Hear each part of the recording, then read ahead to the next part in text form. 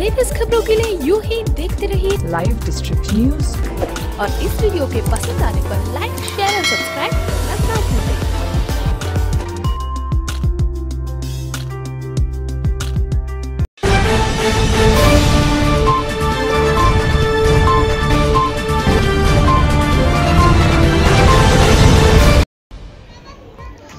इमरान प्रतापगढ़ी के आगमन पर अकरम चौधरी ने साधा निशाना। मुरादाबाद जिला मुरादाबाद में सन 2022 के चुनाव को लेकर सभी पार्टियां चुनाव की तैयारी में लग चुकी हैं। उसी के मद्देनजर 26 सितंबर को मुरादाबाद से इमरान प्रतापगढ़ी का आगमन हुआ।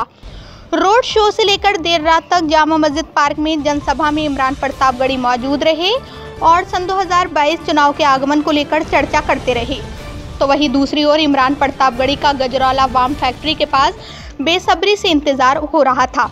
बताया जा रहा है कि अमरोहा एवं नौगावा सादात के कार्यकर्ता इमरान प्रतापगढ़ी के इंतजार में तपती धूप में घंटों खड़े रहे।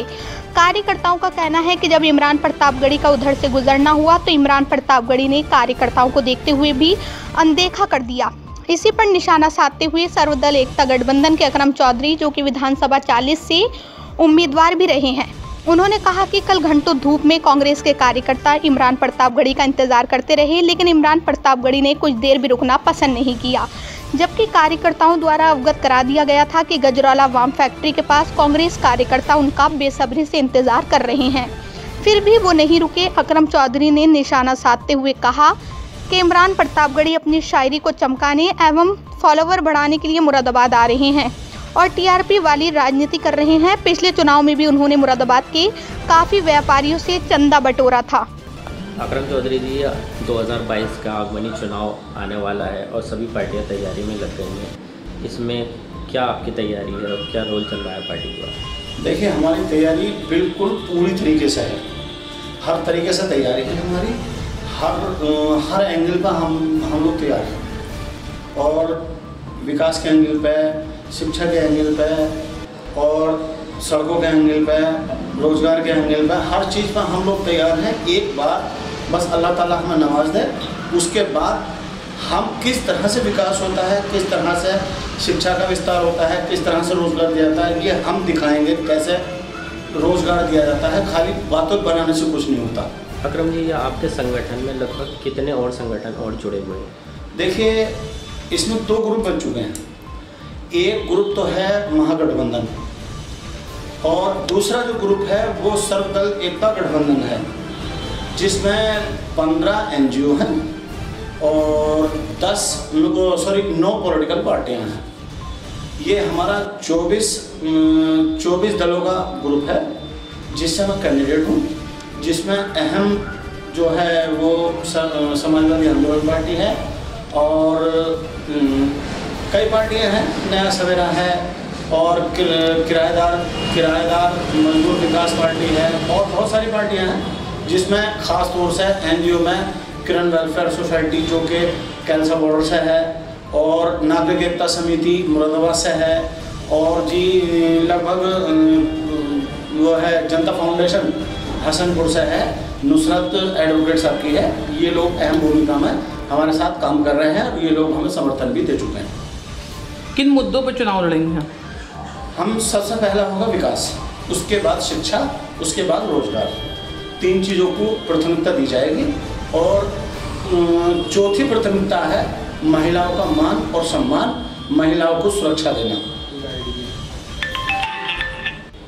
अकरम जी, ये कांग्रेस पार्टी से आप लगभग कितने समय से जुड़े हुए हैं, इसके बारे में बताएं। कांग्रेस पार्टी से जुड़े थे, काम भी किया था। पर कांग्रेस पार्टी में जो लोग मेहनत किए होते हैं, जो लोग फील्ड बनाए होते हैं, पता नहीं क्यों लोगों का टिकट काट दिया जाता है। जो लोग पैसे के धनी होते हैं या मान लो जिनकी सिफारिश होती है, उन्हें टिकट कर दिया जाता है। उस वक्त भी हमारे साथ यही हादसा पेश आया सांसद के चुनाव में। तो मजबूर होकर भारतीय जनता पार्टी, नकी साहब की पार्टी, उनसे सिम्बल लेकर मैंने सांसदी का पर्चा भरा, जो कि वक्त पड़ते एक मोहर की कमी रह गई थी, नोटरी की शपथ पत्र में, मेरा पर्चा कैंसिल हो गया था। अच्छा, अब दोबारा से सभी लोगों की सिफारिश में फिर इसमें मैं आया, मैंने आवेदन भी इसमें किया। कहाँ से? नौगावा सादात 40 से, अमरोहा डिस्ट्रिक्ट में पड़ती है। लेकिन इसमें खाली बातों के अलावा मुझे कुछ भी नज़र नहीं आया। कल की ही बात ले लीजिए। अच्छा, कल हम लोग गजरोला चोगला पुल से आगे खड़े थे। समथिंग 150 से 170 180 आदमी के लगभग में थे इमरान साहब का स्वागत करने के लिए। हम लोग देख इंतजार यहाँ से मुरादाबाद से चल के अपनी टीम के साथ वहाँ गए थे हम लोग, क्योंकि हमारी विधानसभा अमरोहा पड़ती है। तो हम लोग वहाँ गए थे गजरोला में हम लोगों ने काफ़ी हाथ दिया। 2 बजे तक इंतजार करते करते थक गए भूखे प्यासे, लेकिन जब ये आए तो इन्होंने हमारी तरफ मुड़कर भी नहीं देखा और ना ही हम लोगों का किसी तरीके का भी इन्होंने अभिवादन स्वीकार किया और ना ही हमारे स्वागत इन्होंने स्वीकार किया। इन्होंने रुकना भी पसंद नहीं करा जी हमारे पास। क्या पार्टी द्वारा और कार्यकर्ताओं द्वारा इमरान जी को ये अवगत कराया गया था कि आप? हाँ जी, बिल्कुल अवगत फ़ोन करके बताया गया, बाकायदा और 10-5 लोग जो प्रदेश के लोग हैं उनसे भी बताया गया। और इसके साथ साथ एक लोकल न्यूज़ चैनल पर खबर भी चलवाई गई और ग्रुपों द्वारा भी उन तक खबर पहुंचाई गई। लेकिन किसी तरह का इमरान द्वारा या अल्पसंख्यक विभाग की जो प्रदेश कमेटी है उसके द्वारा कोई भी रिस्पॉन्स, कोई भी जो थोड़ा दिल थामने वाली या मनोबल थामने वाली बात जो है नहीं हुई। अच्छा, जब से पद मिला है इमरान प्रतापगढ़ी को अल्पसंख्यक मोर्चे का, जो ये पहली बार ही आगमन हुआ है जी, और उनके कार्यशैली पर क्या कहना चाहते हैं? कार्यशैली क्या है, ये तो सिर्फ अपनी शायरी चमकाने के लिए यहाँ पे आए हैं। अपनी शायरी, अपनी गज़लें, अपने फॉलोअर्स बढ़ाने के लिए आए यहाँ पे।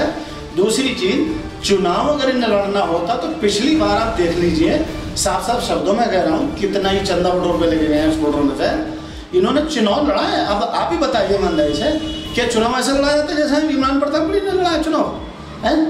दूसरी चीज़, खुद ही ये कह रहे हैं डॉक्टर स्टेशन साहब, मैं तो आपका बच्चा हूँ, मैं अगर ना हुआ तो आप तो कम से कम बने जाना। क्या चीज़ है भाई? सीधी भाषा में समाजवादी उसे वोट किया इन्होंने। तो अब किस पार्टी का समर्थन करना चाहेंगे? अभी किसी कोई पार्टी का समर्थन नहीं है। जो हमारे साथ एनजीओ समर्थन में है, जो हमारी सपोर्ट में एनजीओ हैं, उन्हीं के उसमें हम लोगों का काम चल रहा है, प्रचार प्रसार चल रहा है। अगर कोई ठीक ठाक सही तरीके से हमें किसी बड़ी पार्टी ने सपोर्ट किया तो पार्टी से लड़ जाएंगे, अन्यथा हम कमज़ोर अपने क्षेत्र में, अपनी विधानसभा में कमज़ोर किसी हाल नहीं है। और जो बड़ी पार्टी हैं उनके मुकाबले पर हम आएंगे और बड़े बोल से तोबा करके हम इस चीज़ को कह रहे हैं कि कम से कम 50,000 से ऊपर की हमारी लड़ाई है स्टार्टिंग की। और बाकी जो खुदा नवाज दे, किस्मत किसी ने नहीं देखी, किस्मत में हो सकता हम बन जाए, कोई और बन जाए, हो सकता जीत हमारी हो, किस्मत तो किस्मत है। नौगांवा सदावासियों को क्या संदेश देना चाहते हैं अपने संगठन द्वारा?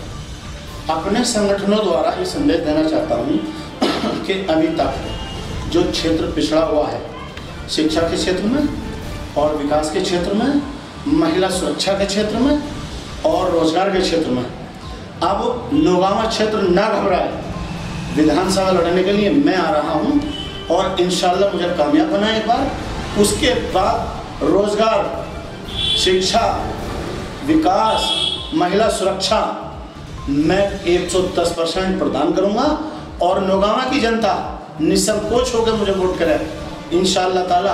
अल्लाह ने चाहा हिंदू मुस्लिम सिख ईसाई आपस में है भाई भाई, ये मैं मिसाल कायम करके दिखाऊंगा, ये मेरा वादा है। अकरम जी, ये किसानों के बारे में क्या कहना चाहते हैं? किसानों के बारे में मैं क्या कहना चाहता हूँ, अगर कोई ज़्यादा बड़ा बोल बोलता है तो बीजेपी उसके खिलाफ केस करती है, उसके खिलाफ जो है तरह तरह के अल्टीमेटम लगाए जाते हैं। किसानों के बारे में सिर्फ इतना ही बोलना चाहता हूँ कि किसान डटे रहें। हमारी जो आम जनता है, हमारी दुआएं किसानों के साथ है। किसान अपना हक लेकर ही हटे और जिस तरह सपोर्ट हो सकेगी किसानों की हम लोग करेंगे और हम लोग करते आए हैं और इससे ज़्यादा मैं और कुछ नहीं कहना चाहूँगा। लेटेस्ट खबरों के लिए यूं ही देखते रहिए लाइव डिस्ट्रिक्ट न्यूज़ और इस वीडियो के पसंद आने पर लाइक, शेयर और सब्सक्राइब करना ना भूलें।